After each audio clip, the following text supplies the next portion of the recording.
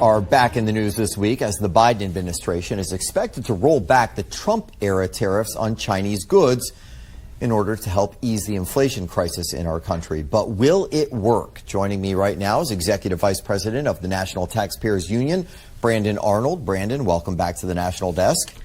Good morning. Good morning. Right out of the gate, let's talk about whether or not Biden lifting these tariffs will help ease inflation. How much do you believe it might work? Well, I think if you were to lift all the Chinese tariffs, it would help. It would reduce inflation by about 1 percentage point. So that would be significant.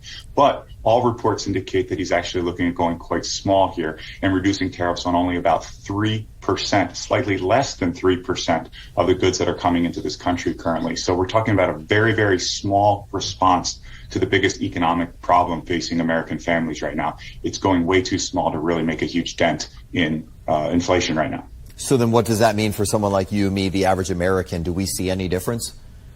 Not if he's going this small. Now, if he went big, if he reduced all of those Chinese tariffs and even went further on some tariff goods that are coming into this country right now, we could see more than 1.3% reduction in inflation. We could see about $800 going to each American household. That's real dollars that could help people pay their utility bills, pay to fill up their tank of gasoline, and help at the grocery store. Unfortunately, again, he's looking at a very small bore approach to an enormous problem.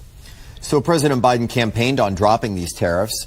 Some members of his cabinet have also been pressuring him to do so, Secretaries Raimondo and Yellen. If he's been planning on doing this, the critics are going to ask, why has he waited to this point and let inflation continue to get this far out of control? Yeah, count me among those critics, because this is one of the few tools that he has in his toolbox that could quickly and effectively reduce inflation. It can't fix the problem. And there's no singular solution that can. But he was out there on the campaign trail, as you said, saying these are Trump's tariffs and they're hurting working American families. They're being paid by Americans, not by Chinese companies. And he was right. And he could have reduced them right out of the gate. He could have reduced them right when inflation started getting out of control. But instead, we've got months and months of reports of him thinking about it, hemming and hawing and failing to take significant action here. That's really disappointing because it's cost American workers quite a bit of money. Yeah, it's one of the complaints we've heard from some Democrats as well, people in his own party saying these moves may be the right moves that they continue to see from the administration, but they're coming sometimes a beat too late.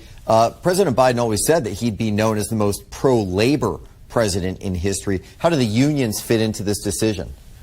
Yeah, huge. I mean, the unions are really driving this conversation, unfortunately. And this is special interest politics. This is Washington normal operating procedure, unfortunately, where there's solutions out there that could broadly help Americans across the board deal with this enormous economic problem. But unfortunately, the special interest groups, in this case, the labor unions, are winning the day, and they're seeing their policy preferences prioritized above those of the American people. It's really unfortunate because Americans are out there suffering because of these high costs on virtually all products you have to purchase. Yeah, we'll have to see what eventually the White House decides to do. Brandon Arnold, thank you so much for joining us and breaking down a pretty tough topic, making it easy for us to understand. We appreciate it. My pleasure. Ahead